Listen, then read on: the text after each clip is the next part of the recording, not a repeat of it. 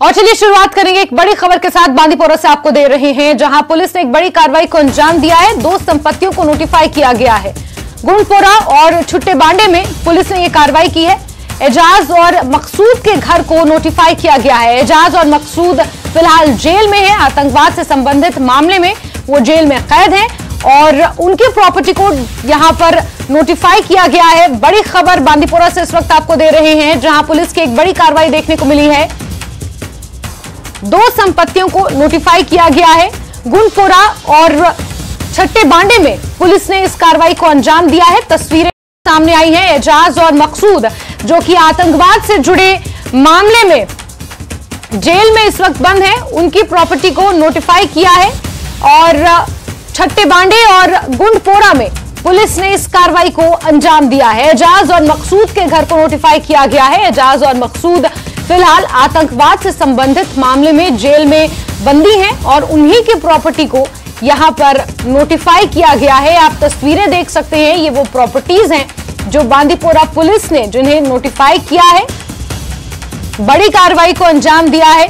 आतंकवाद के खिलाफ जीरो टॉलरेंस की पॉलिसी अंजाम देते हुए ये तमाम कार्रवाइयां देखने को मिल रही हैं।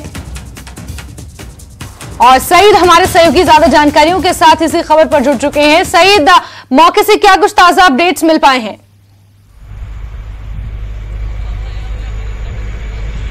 देखिए, बांदीपोरा में आज जो पुलिस है यहाँ पे, उन्होंने सबसे पहले जो गुंडपुरा रामपुरा है वहाँ पे एक प्रॉपर्टी को नोटिफाई किया। ये डिविजनल कमिश्नर कश्मीर का ऑर्डर आया था और उसी के तहत ये कार्रवाई अंजाम दी गई।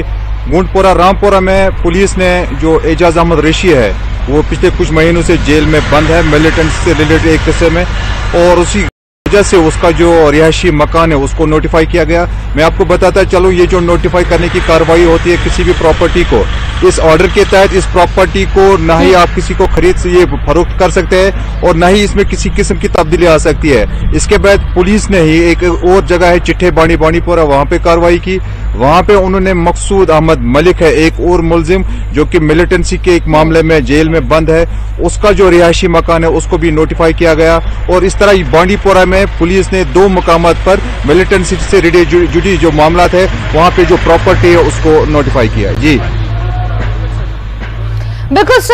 एजाज और मकसूद क्योंकि आतंकवाद से संबंधित मामले में अभी पुलिस की गिरफ्त में है, वो जेल में है, और जिस वक्त इस कार्रवाई को अंजाम दिया जा रहा था, नोटिफाई किया जा रहा था उनकी प्रॉपर्टीज को, उनके घर को, क्या उस वक्त घर में कुछ लोग मौजूद थे? उनके परिवार वाले कुछ मौजूद थे? उनके बयान सामने आए हैं?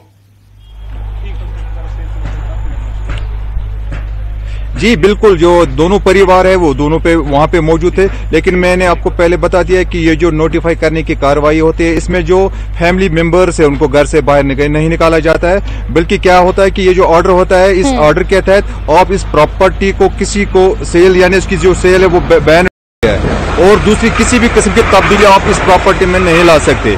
कोई चेंज नहीं होनी चाहिए, ये वही ऑर्डर होता है। हालांकि दोनों के जो परिवार है वहां पे मौजूद थे, लेकिन जो मजिस्ट्रेट है वो भी वहां पे मौजूद थे, पुलिस सीआरपीएफ के दस्ते वहां पे मौजूद थे और जो डिवकॉम का ऑर्डर आया था उसी के तहत ये कार्रवाई अंजाम दी गई और दोनों जगहों पर ये जो प्रॉपर्टी है उसको नोटिफाई किया गया। जी बिल्कुल सईद, आतंकवाद से कुछ संबंधित लोगों की प्रॉपर्टीज पर आगे आने वाले समय में भी ऐसी कुछ कार्रवाई हमें देखने को मिल सकती है बांदीपोरा पुलिस द्वारा?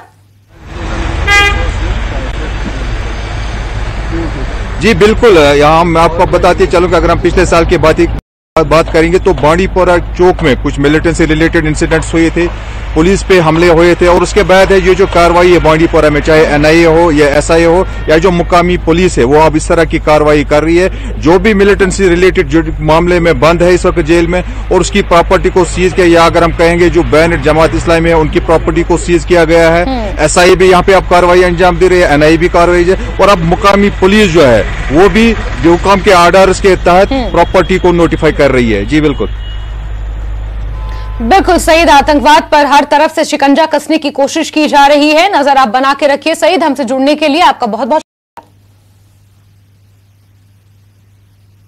चलिए आगे बढ़ेंगे। कश्मीर में